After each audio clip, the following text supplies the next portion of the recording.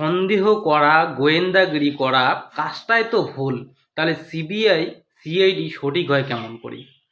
তাই তো সিবিআই বা সিআইডির কাজেই তো সন্দেহ করা, গোয়েন্দাগিরি করা, তথ্য প্রমাণ ম্যানেজ করা।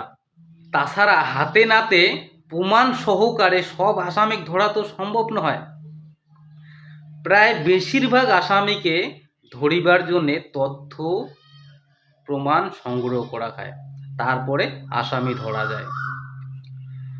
তো আসামিক ধরিবার জন্য অবশ্যই সন্দেহ করা খাবে, তারপরে গোয়েন্দাগিরি করা খাবে, তারপরে তথ্য প্রমাণ সংগ্রহ করা খাবে। তো দোষী প্রমাণ করিবার জন্যে সবার প্রথম তথ্য সংগ্রহ করা খায়, আর তথ্য সংগ্রহ করিবার জন্যে কাউকে সন্দেহ করা খায়।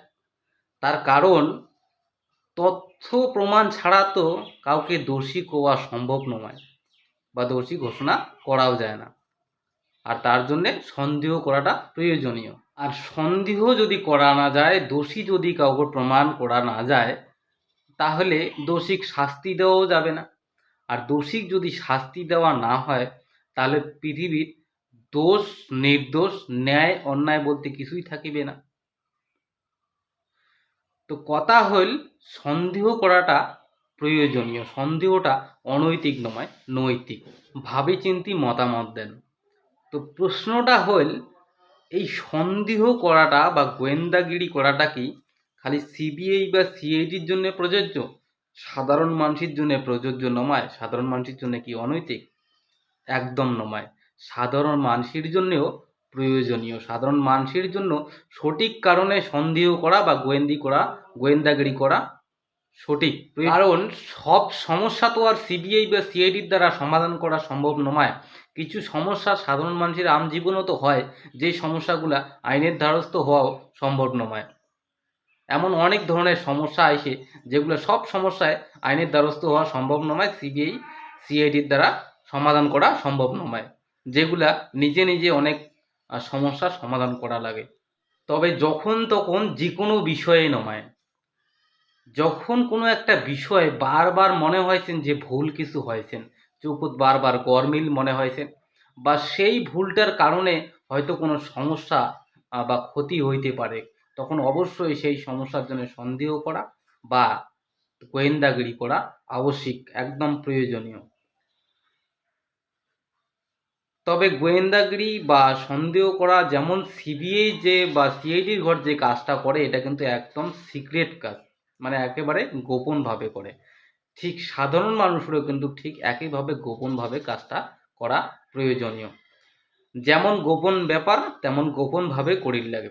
যদি একইভাবে যদি সিবিআই বা সিআইডির ঘরে যদি কোনো কেস যদি খোলাসা হয়ে যায়, তাহলে কিন্তু উমারও কেসটা নিয়ে সমস্যা হয়ে যায়। তেমন সাধারণ মানুষেরও কিন্তু যদি সেই রকম জিনিসগুলো যদি খোলসা হয়ে যায়, বেলবেলাইলে কিন্তু খোলসা হয় যে কোনো জিনিসে। তো যদি খোলসা হয়ে যায় তাহলে কিন্তু ক্ষতি হওয়ার পায়, সমস্যা তৈরি হয়। তো যেমন সিক্রেট কেস তো সিক্রেটভাবে করা হয়, কোনো বেলবেলা যায় না, বা যখন গোপন ব্যাপার এক কান থেকে আর এক কান না যায়। সর্বমোট কথা হল, সন্দেহ করা বা গোয়েন্দাগিরি করা যেমন সিবিআই বা সিআইডির জন্য প্রয়োজনীয়, তেমন সাধারণ মানুষের জন্য অনেক বিষয়ের প্রয়োজনীয়। তবে সব বিষয়ে নয়, সর্বদাই নয়। যে বিষয়টা মনে হয় যে তাতে সমাজের বা নিজের বা সংসারের যে কোনোভাবে ক্ষতি হইতে পারে, বৃহৎ কোনো আকারের ক্ষতি ধারণ হইতে পারে, বা যেটা আটকা প্রয়োজনীয় বা সেরকম ভুল কিছু চোখত পড়ে বা মনে হয়, তো অবশ্যই সেইভাবে সন্দেহ বা গোয়েন্দাগিরি করা কোনো অনৈতিক নয়।